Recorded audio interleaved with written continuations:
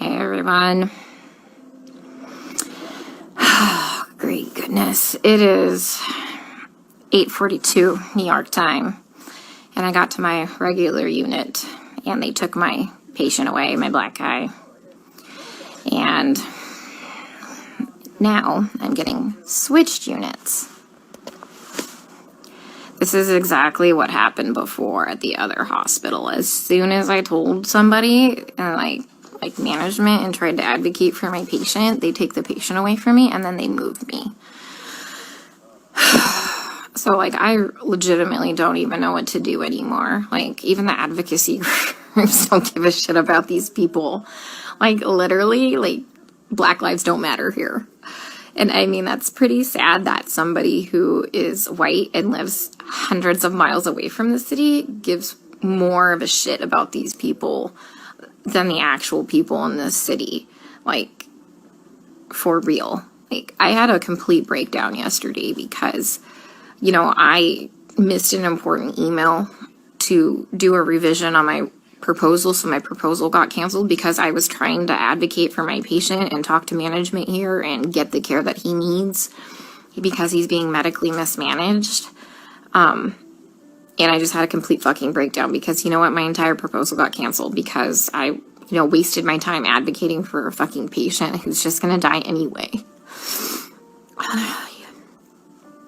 And sure enough, they take the patient away from me, and then almost 2 hours into the shift, they switch me units. This is exactly what happened at the other hospital when I was advocating for the little Hispanic lady. Guys, here's the thing. Let me try and put things into context for you, okay? I know not everybody's gonna live. I'm not that fucking green or ignorant or, bright-eyed and bushy-tailed to think that, okay? I know we're gonna have a shit ton of people die. But these people aren't dying from COVID. Let me give you several examples here. An anesthesiologist intubated the patient's, I think it was right bronchi and of a patient, and they couldn't get the SATs up, and for about 5 hours, we were waiting on a chest x-ray to confirm that the placement was wrong. And in the meantime, while we're waiting for that, and we've told the anesthesiologist that it was placed wrong, because literally only one side of his fucking chest is inflating, he dies. Okay? A patient had a heart rate of 40, and the resident started doing chest compressions on him, which is not what you do. You just externally pace them, or you give him some atropine. And then, I run in there to stop him from doing chest compressions on somebody with a fucking pulse. And then he decides to push epi. He throws some pads on him to defibrillate the guy in bradycardia. Okay, he has a heart rate of 40 in a stable, bradycardic rhythm. We just need to give him some atropine and pace him. He fucking defibrillates him and kills him. And I was literally ran out of the patient's room to get the director of nursing who was standing out there, and I'm like, can you stop him? He's going to kill that patient. He's going to kill that patient if he defibrillates him with bradycardia and a heart rate of 40. And the director of nursing just shook his head, and I turned around and he killed the dude. Okay? There was a nurse who placed an NG tube into some guy's lungs and filled his lungs with tube feeding. There was a nurse who confused a long-acting insulin with a short-acting insulin and gave 30 units of a fast-acting insulin and killed the guy.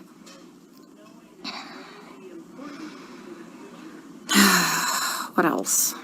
Other stuff have I seen? Yeah. It's just here they're just gonna let them rot on the vent. They're medically mismanaging these patients. And I'm not a doctor, guys. I'm not professing to be a doctor by any means. But there's, like I said, basic standards of care that we have to do. When somebody's low on blood, literally on the brink of a critical low blood level, we should replace the blood. But I asked the residents, and they're like, does he have internal bleeding? And I said, no. Then they're like, well, then we're not replacing the blood. Well, here's the thing. In these COVID patients, they all eventually need a blood transfusion. Their blood, like, if you don't have enough blood to actually oxygenate your body, the vent settings don't fucking matter, okay? They don't matter because you have no oxygen carrying capacity of your blood, okay?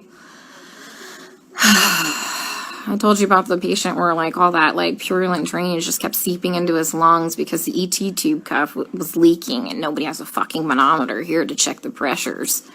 And I finally figured that out. And I kept saying, hey, you know what? His white blood cell count is steadily, like, you know, we're having a problem with it. Like, do you want to start some antibiotics?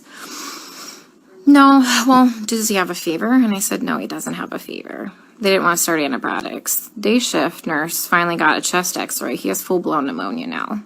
Like, I've been telling them this for a while, but because he didn't have a fever, they didn't want to give him antibiotics. We have a nurse who, like, fell asleep at the fucking nurse's station while we were all in rooms, and her norepinephrine ran out, and the guy had no fucking blood pressure and didn't perfuse his brain, and I'm pretty sure he's brain dead. That same nurse is now running a CRRT machine, a dialysis-like machine, that she has never done before. She said she'll figure it out, okay? I'm pretty fucking smart, and I figure a lot of shit out, but I would never attempt to try and figure out a CRRT machine on the fly. Like, we are adequately staffed. There's a shit ton of staff in there, like, and we have a nurse who does CRRT in there. She has a different patient load. We told them, like, hey, let's just swap these nurses so the one that knows how to work this machine can work this machine, but they didn't want to do that. So I'm pretty sure that patient will be dead here in a couple hours. And this is why I freaked the fuck out yesterday. Because nobody is listening. They don't care what is happening to these people. They don't. I'm literally coming here every day and watching them kill them. I mean, we're not going to save everybody. That's fine. Like, come on, guys. We're not God. But, like, some of these people, hey, we know that they're not going to live. Let's start a hospice unit or something, you know? Like, they don't need to be in the ICU. Let's change course. Let's do palliative care or something. Like, literally, some of these people are just on sedation to keep them on the vents.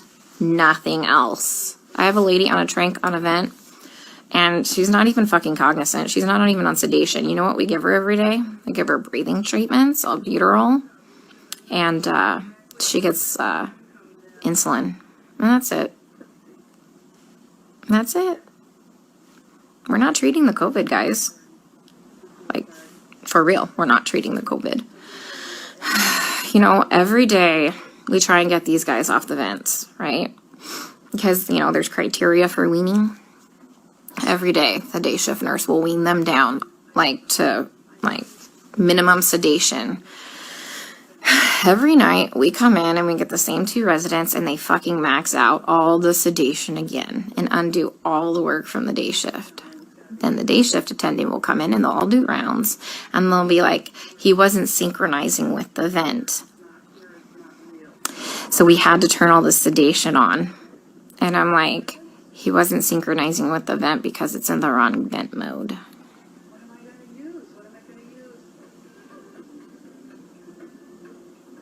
So I legit don't even know what to do anymore. Like, I tried calling advocacy groups. I tried talking with management here, like the nursing admin. Like, nothing. Nobody's doing anything.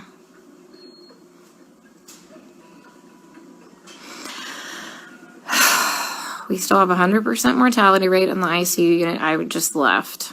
But, I mean, they're living longer because we have, like, legit ICU nurses there. So, CDC finally, like, not the CDC, FDA approved yesterday the remdesivir study.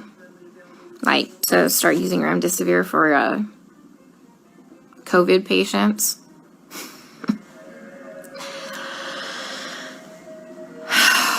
Guys, I don't even know what to do anymore. And this is why I had a complete fucking breakdown. Like, I literally had to call my friend Lisa and FaceTime her, and she answered the fucking phone while she was in the shower because she like knew I was having a hard time to talk to her, because it's like going in the fucking Twilight Zone. Like, everyone here is okay with this.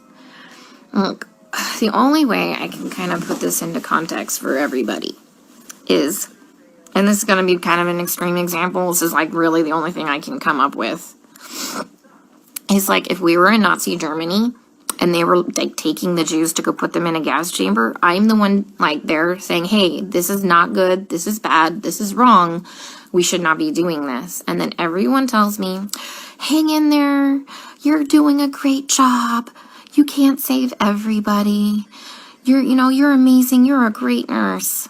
Guys, I know I'm a fucking good nurse. I know I go in there and I give it 500% every day. I know I'm not being negligent. Okay, I fucking know that. What I need is someone to help me save these people from being killed. Okay, from gross negligence and complete medical mismanagement. And no one is listening to me.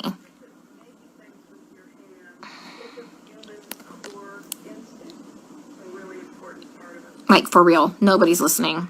I even tried getting a hold, like, of black advocacy groups here.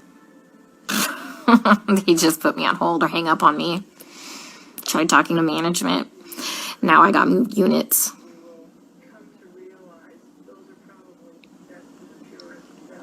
Like, I legit don't know what to do anymore.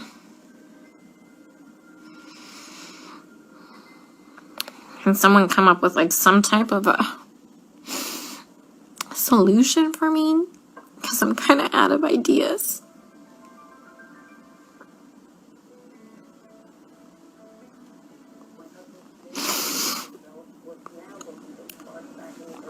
When I try and talk with some of the other nurses here, and they're like, well, you can't save everybody. And they all know what's happening. They all agree with me, and they all just shake their heads. And I'm like, am I the only one who is not a sociopath?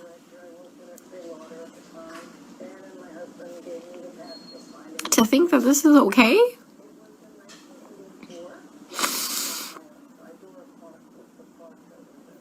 I mean, guys, they literally don't even know when they're dead. Like, how many times have I told you they've assigned me a dead person? Like, how long have they been dead? Nobody knows. Like, how is anybody assessing anything without a stethoscope? Normally we have, like, those disposable stethoscopes. But I knew what we were coming into, so I brought my old chunky one. Nobody's listened to anybody's lungs as long as I've been here. Even with disposable stethoscopes.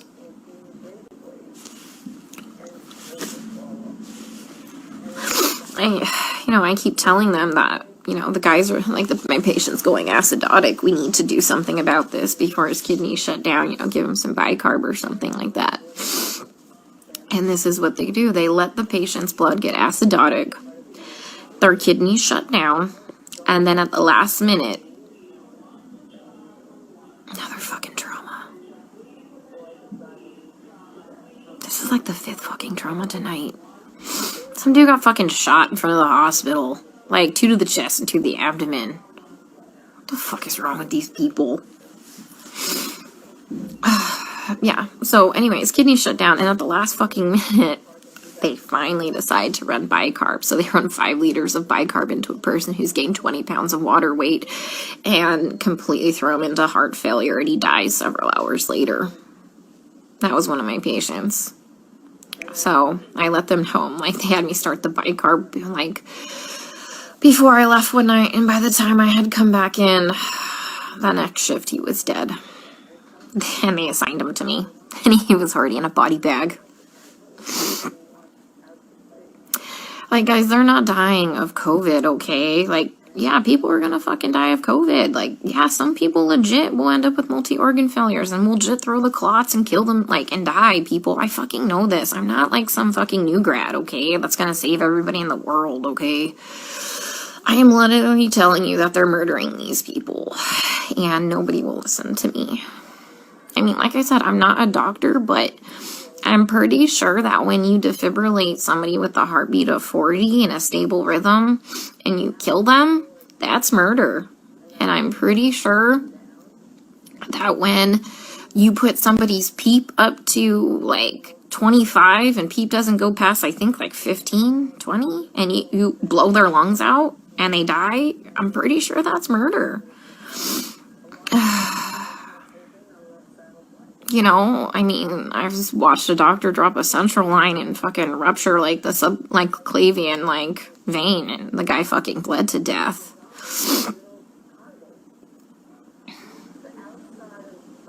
I mean, COVID didn't break that central line. COVID didn't kill that guy. I mean, he was a COVID patient. I mean, every single patient I've taken care of, guys, is a COVID patient. Like, I've never had a non-COVID patient, okay? I mean,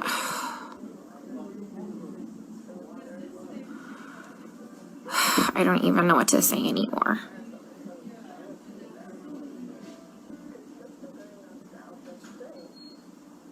So, and that's why I got upset yesterday, because nobody's listening. I literally had to call my friend Lisa because I'm like, dude, I am not crazy, right? Like, this is wrong, right?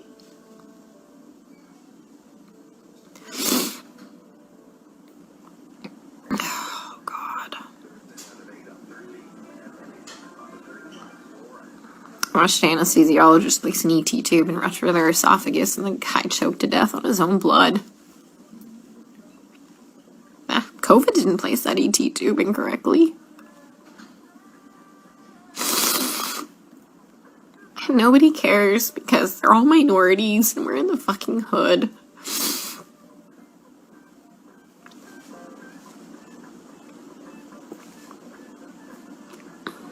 You know, and that's just not okay.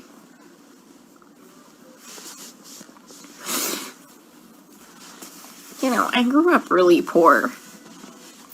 And so I know what it's like to be, like, completely forgotten and for nobody to advocate for you. And that's why I get really upset, guys. Because, like I said, I know that a lot of people are gonna die, but, you know, COVID didn't cause that pneumo. An incorrectly placed ET tube placed that pneumo, and then they wouldn't let me fix it. Like, all I had to do was, like, adjust it. And they wouldn't let me do it.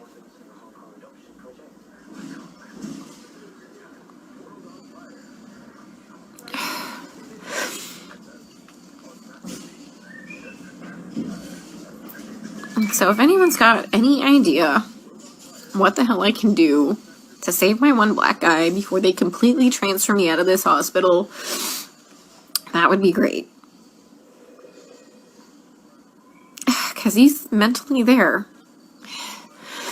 When he sees us come in, his heart rate and his blood pressure drop up. And he doesn't sync with the vent. Because he can see us. And when we leave, he calms down again. He just physically can't communicate with us. Like I told you, I had Stephanie explain to him what was happening to him because you can't hear me very well through a respirator. Plus, I'm sure that respirator is probably scary. Especially if you're kind of out of your mind from all the sedation. But he's a cab driver and lives a couple blocks away from here.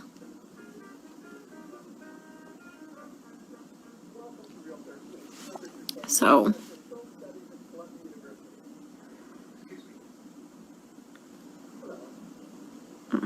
he has some family, but the problem is it said 99999 for the phone number, and I didn't get the address before, like, I abruptly got moved. I'm sitting in the vending machine room because it's nice and cool. I'm in between units right now, so they haven't realized I'm gone. I figured I'd have a mini meltdown and then get my shit together because I've never been to the other unit. Mind you, I've been on this unit the whole time, and whatever, I'm flexible. But once again, you know, I talked to admin. Next day I got moved. That's what happened at the other hospital. They don't care what's happening to these people. And I just have to keep watching them die. And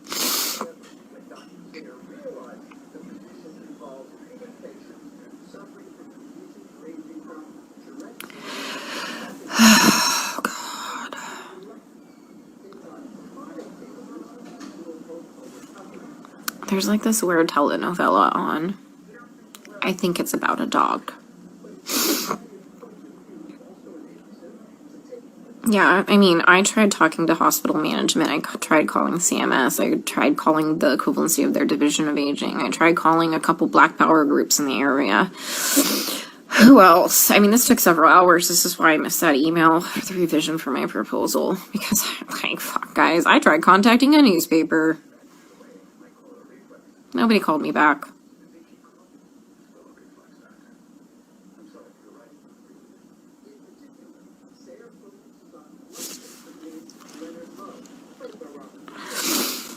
So,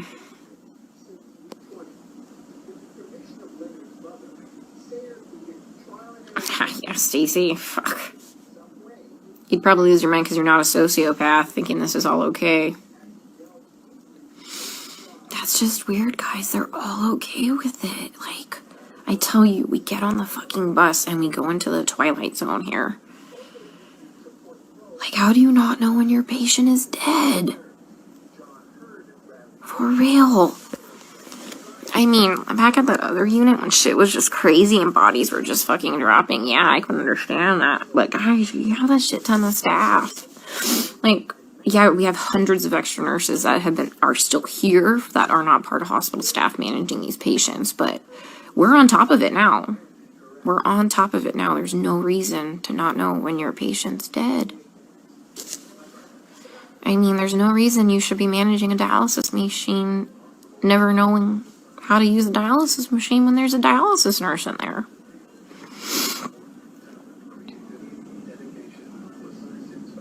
My hand's shaking because I'm so pissed. Yeah, that nurse that was sleeping in the corner there. She was from the ER yesterday, like when I had my first original breakdown.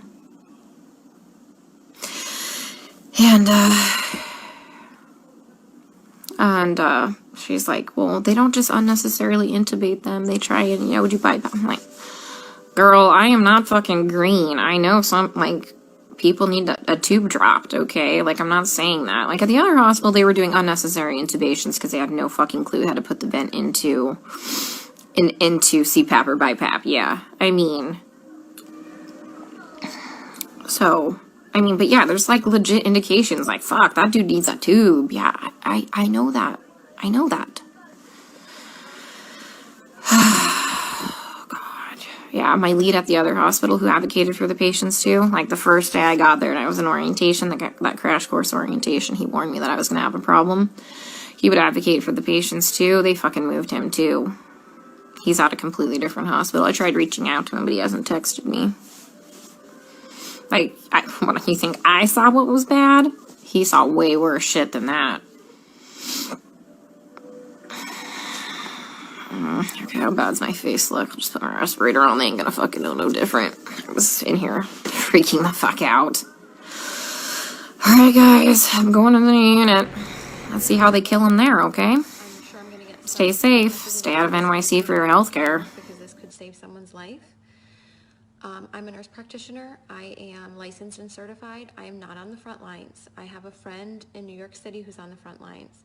And for her safety, she cannot come out and say these things. So I am her voice. I'm not going to name names of people or hospitals for the safety of those involved. But this is her account, okay? I am her voice here. I'm going to tell you what she has told me. She wants this to get out. Now, I'm sure this is not the case everywhere. I'm confident. I have friends that are in other places. They're on the front lines. They're in ICU. And it's not like this everywhere. But in New York City right now, in some of the hospitals, this is what is going on. People are sick, but they don't have to stay sick. They are killing them. They are not helping them. She used the word murder, coming from a nurse who went to New York City expecting to help. Patients are left to rot and die. Her words. She has never seen so much neglect. No one cares. They are cold and they don't care anymore. It's the blind leading the blind. Now, a couple of weeks ago, I was on with some nurse friends of mine, and we were discussing different medications that could be used to potentially help people. Doctors who were reporting around the country that they were using a combination of medications that were helping people. People were not dying when they were on these medications. They were getting better.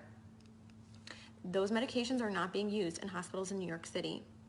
What is happening is that they're putting people on nasal cannula. If they require more than 6 liters of nasal cannula, they get intubated, they go on the vent, or they get trached if there's not enough vents. They don't get high flow, no non-rebreather, no non-invasive ventilation, no CPAP, no BiPAP. They're on a closed system, the ventilator, versus a CPAP or a BiPAP for fear that it will spread the virus. Which, by the way, I know a nurse in Florida who was fired for exposing that about CPAP and BiPAP and patients being put on the ventilator, like straight away to the ventilator, to be on a closed system. The patients don't know any better. They don't have family with them. There is no one there with them to advocate for them. So they are scared and they give consent. The ventilators have high PEEP, high pressure, which then causes barotrauma. It causes trauma to the lungs. Dr. Siddell, Cameron Kyle Siddell, a few weeks ago put out a video. He's in New York City, and he put out a video saying something is not right, like we're not treating this correctly. We're doing something wrong. This doesn't make sense. They pulled his video from YouTube and they took him out of ICU because they couldn't have one doctor going against the grain, going against their protocol. The protocol is propofol or some kind of sedation because they're on the ventilator, and IV antibiotics. There's no hydroxychloroquine. They're not using that combination with Zithromax. They're not using zinc, vitamin C, high doses of vitamins A and D. They laugh. This is what she's told me. They laugh at that. She says, this is a nightmare. It's out of a horror movie, and I don't want to be a part of this. There are people who are a full code, and yet if they crash, they're not doing compressions because it will spread the virus. Full code, not doing compressions. Family is not there. They have no one to answer to. No one is being held accountable. A code was called and no one came. So sometimes they're not even resuscitating people. Again, left to rot and die. They're not given blood because we know that the blood is not oxygenated in these COVID patients. We know that. There are doctors all around the world sounding the alarms. These are the drugs that work. This is the pathophysiology of the disease. This is what's happening.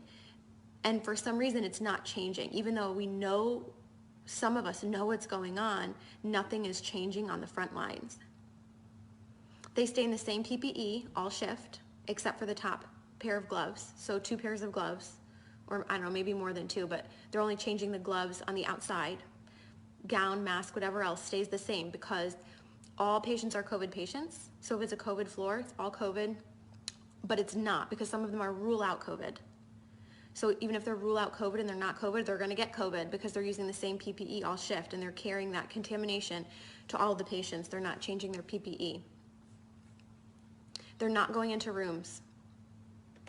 So they're running long tubing into the room so that they can manage the tubing from outside of the rooms. So if they're not going into the rooms, that means they're not assessing the patients as frequently as you would be otherwise assessing your patients.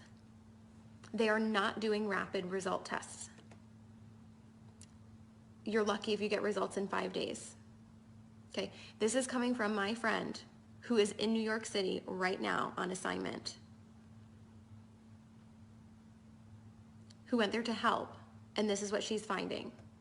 It's a horror movie, she says. Not because of the disease, but because of the way it's being handled. She said, we need help, and people are sitting there waiting in the hotels. Money, I guess, it's being paid for by FEMA, and yet they're still understaffed. And there are hundreds of people, hundreds of nurses in the hotels waiting to be called onto a shift. So there is manpower enough if the goal were to actually save people. but resources are not being utilized properly or to full capacity in a way that maximizes the patient benefit or improves the outcomes. The records and charting are crap. And now some of these hospitals in New York City are probably crappy on a good day. So you add in the fear of COVID and the fear of the whole pandemic and forget it. So if you're in a crappy hospital with crappy nurses, let's face it, all of us nurses have worked with crappy nurses before who don't care. So now you add in this, forget it. And they're having people do things that they can't do. So maybe things that they're not proficient in. So maybe a nurse who's not familiar or comfortable with using a ventilator. And it's that figure it out mentality. Figure it out. These patients are critical and they're crashing, figure it out.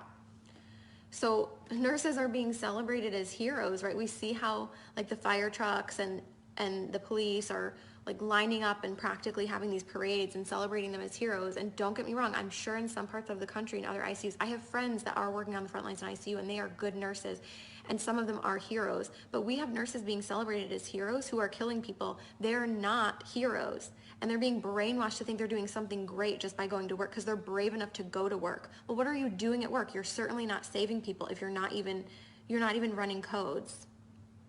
You're not even going into patient rooms. You're a coward. You're hurting people. You're killing them. You're contributing to the problem.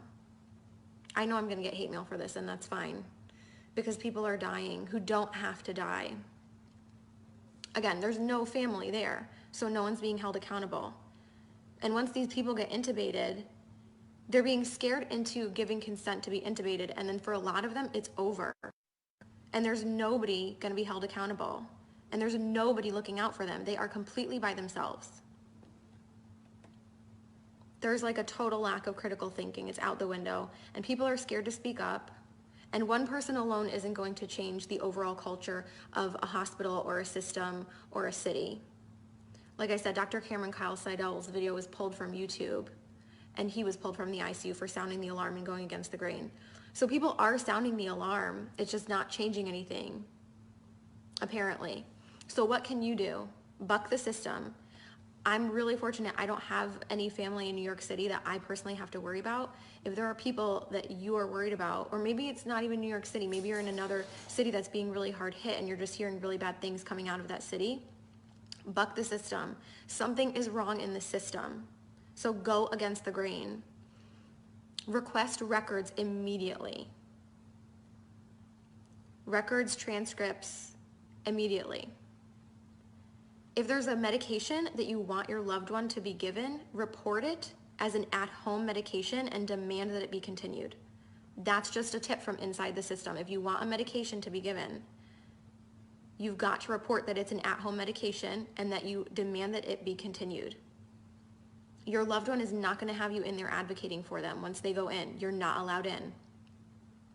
The only reports that we're able to get of what's going on are coming from the inside, and people are afraid to speak out. People have lost their jobs. Do not give consent for intubation if you don't want to be intubated or your loved one to be intubated. Demand non-invasive or less invasive ventilation methods. As soon as you give that consent, you might not come out of it. Now, in some cases, it might be appropriate. We just don't know. We know that it's being used inappropriately in a lot of cases, and that the ventilators are making people worse.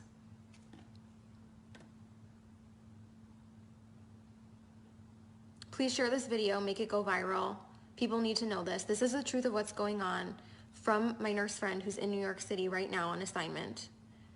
This is murder, she says. People are being murdered and no one cares. Horrible care.